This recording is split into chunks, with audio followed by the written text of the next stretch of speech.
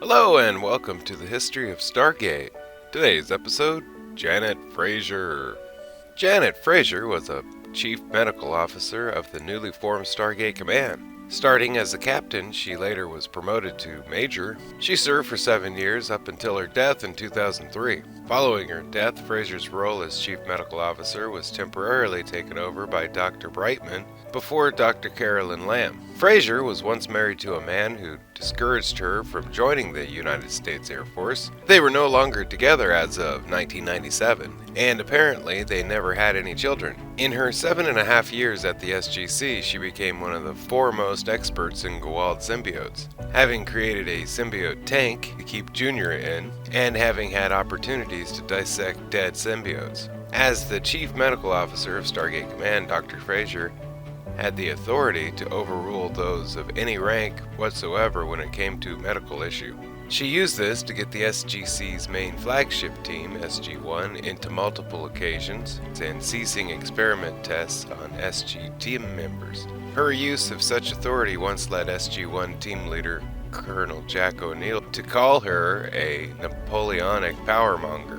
1997. When Fraiser was first assigned to the Stargate team, she had to deal with the touched virus, to which she, Teal'c, and Dr. Daniel Jackson were immune. After Teal'c managed to secure a blood sample from the untouched, she realized that she and Daniel were immune because of their use of antihistamine for allergies. She was then able to synthesize a cure. When SG1 traveled to Hanka and discovered that all the Hankins were wiped out by a virus, she and her team were called to examine SG1. She cleared them and they went to tag the bodies in hazmat suits. They found a lone survivor named Cassandra. She examined her and found no trace of the virus in her system, and she was taken to Earth. Later, Cassandra felt ill, and she discovered the bomb in her chest. She and Dr. William Warren tried to remove it, but temporarily stopped her heart. They attempted to send Cassandra back to Hanka, but it was determined that the closer she got to the Stargate, the worse she became. They took her to an abandoned nuclear facility, and since she was no longer in proximity to the gate, the bomb broke down in her system. Afterwards, Dr. Fraiser adopted Cassandra. 1998. When SG-1 returned from Altar, she performed an examination on Colonel Jack O'Neill and found no heartbeat. She then took his blood, and upon seeing his blood was white, O'Neill used a scalpel to cut into his arm and found that he was an android. When SG-1 returned from the planet Torella and Dr. Daniel Jackson became ill, she determined that he was suffering from withdrawals from the sarcophagus. While he was recovering, he attacked her and escaped. Fortunately, she was unharmed. 1999. When SG-1 had captured Apophis, she did her best to keep him alive, but without a sarcophagus, his body began to age at a rapid pace. He and his host eventually died and were turned over to Solkar.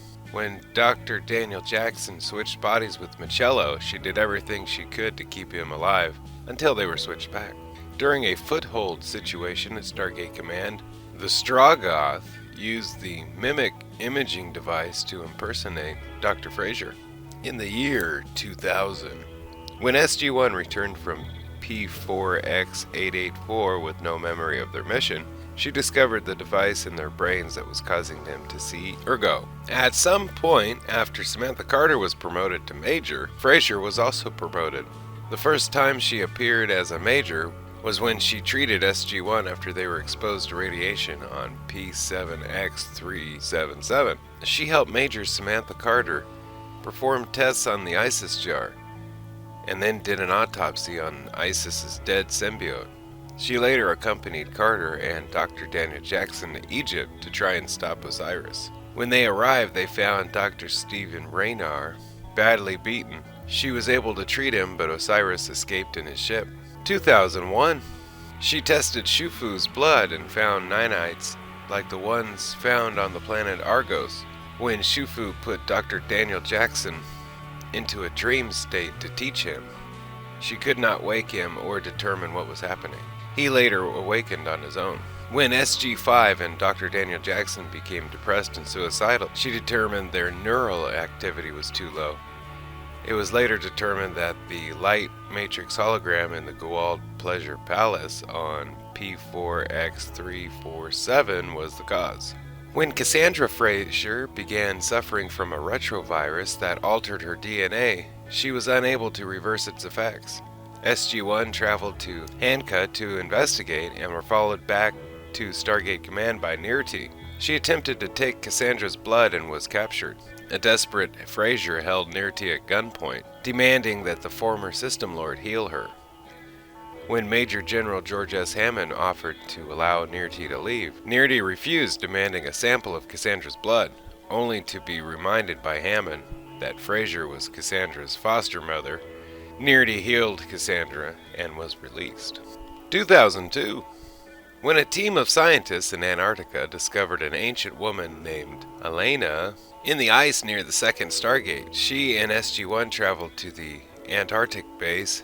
They thawed the remains and were shocked to find that she was still alive. A short time later, Dr. Michaels became ill with an ancient contagion, as other members of the base started to suffer symptoms, including herself. Elena used her healing power to heal everybody, but Colonel Jack O'Neill, as she began to suffer the effects of the disease herself. When the containment team arrived, they quarantined O'Neill and Elena, and took the team back to Stargate Command. She was unable to treat either of them, and Elena died. O'Neill was able to be saved by the Tok'ra. 2003. When Jonas Quinn started seeing the interdimensional bugs, she performed a physical and determined he had no brain damage from his exposure to Naquadah.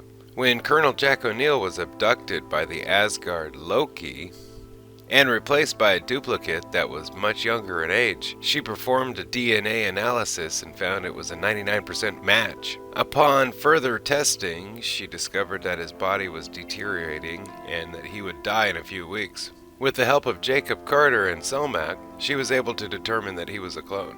When Teal'c was hit in the symbiote patch by a staff blast, she performed surgery to repair the damaged spine and surrounding tissue. Over the next few weeks, she supervised his physiotherapy. When Dr. Daniel Jackson had several consciousnesses downloaded into his mind, she attempted to communicate with the different people. She was frustrated by the Sovereign Martise and indicated that he was arrogant as the Gewald. When Tryon emerged, she was able to get him to explain the situation, and he was certain that his body was dead. The consciousness were purged from Daniel and transferred into Farland. Dr. Fraiser was interviewed by Emmett Bergman for his Stargate documentary. After the interview, he asked her to lunch, and he was clearly flirting with her. The lunch was cut short by a medical emergency. She traveled to P3X666 with SG-1 and attempted to stabilize the senior airman Simon Wells. In the process of treating him, she was hit by an errant staff weapon blast and killed her instantly. At the memorial service, Major Samantha Carter listed the many lives saved by Fraiser, including the whole SG-1 team. Thank you for watching the history of Dr. Janet Fraiser. Special thanks to Stargate Wiki for all information you heard today. Don't forget to like, share, and subscribe if you can. If you have, then thank you, and have a nice day. Bye-bye.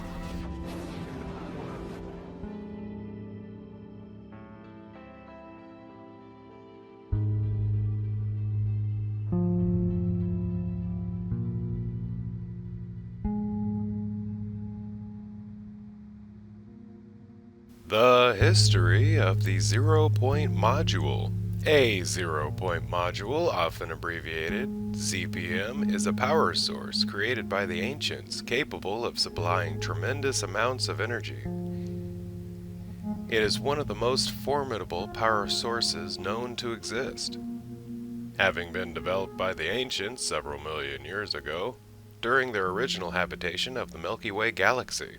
Visually, a zero-point module resembles a large translucent group of primarily orange-colored crystals approximately 1 foot in length with a roughly cylindrical shape.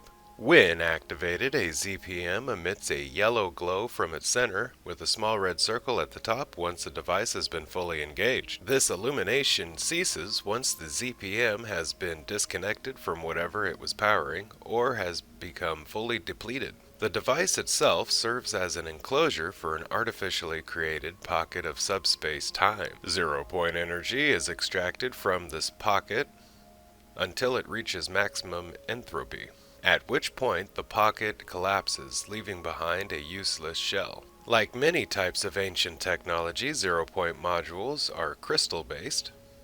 The crystals that compose the shell of the ZPM are similar in many ways to the crystals adapted by the Goa'uld and the Tok'ra. Red crystals contain the necessary programs to allow ZPMs to provide power to ancient technology. Red crystals contain the necessary programs to allow ZPMs to provide power to ancient technology when a ZPM is interfaced with a conduit, while yellow crystals act as a buffer to prevent catastrophic overload. The crystals of a ZPM are usually indestructible and can remain functional for hundreds of thousands of years. The life of a ZPM is directly proportional to the power demands placed on it. If not used, a ZPM will maintain its power level indefinitely. However, even if exposed to constant strain, ZPMs will still supply power for thousands of years, depending on the degree of the strain. The power generated by 3 of them enabled Atlantis shields to survive the pressure of several hundred feet of ocean for 10,000 years. A single ZPM at nearly full power could provide enough energy to resist constant bombardment by Wraith hive ships for days before depleting. Zero-point modules were created by the ancients several million years ago during their original habitation of the Milky Way galaxy. Several outposts in the galaxy powered by ZPMs are known to have existed. However, many ancient sites in the galaxy appear to have been powered by other means, potentially indicating that the ZPM was developed relatively late in their time in the galaxy. While most outposts required only a single ZPM to be fully powered, city ships, including Atlantis, are designed to function at full power only when powered by a trio of zero-point modules simultaneously, though one ZPM is generally sufficient to activate most systems. ZPMs are among the only known power source capable of effectively powering the control chairs as well as the shields and star drives of a city ship. During the first siege of Atlantis, Atlantis was powered by 3 ZPMs, which ultimately proved capable of sustaining the city's shields, meanwhile holding back several hundred feet of ocean for 10,000 years. Until the city's discovery by the Atlantis expedition. ZPMs dating back thousands of years may still be found on a number of worlds in the Pegasus galaxy and the Milky Way galaxy, once colonized by the ancients. However, they are quite rare, with many simply having been lost over the centuries. Following the departure of the ancients from the Pegasus galaxy, the only race capable of creating ZPMs were the replicators on Asurus. Background information. The American characters in both shows pronounce the Z in ZPM as Z, whereas Dr. Meredith Rodney McKay, a Canadian, and other expedition members pronounce the Z as Z. This becomes clear in the first episode of Season 1 of Stargate Atlantis. The name Zero-Point Module was made up by the Tauri. It is unknown what the ancients and Asurians referred to the devices as. Both the ancients and the Asurians expressed confusion at the term, making it clear that their name for it is quite different. The MGM Tech Journal mentions that a singularity exists within the module, which somewhat contradicts on-show descriptions of the ZPM. It is possible, however, that the singularity is either a wormhole that leads to the pocket of subspace-time or the pocket itself, rather than the heart of a black hole. Thank you for watching the history of the Zero-Point Module. Don't forget to like, share, and subscribe if you can. If you already have, then thank you. And have a nice day. Bye-bye.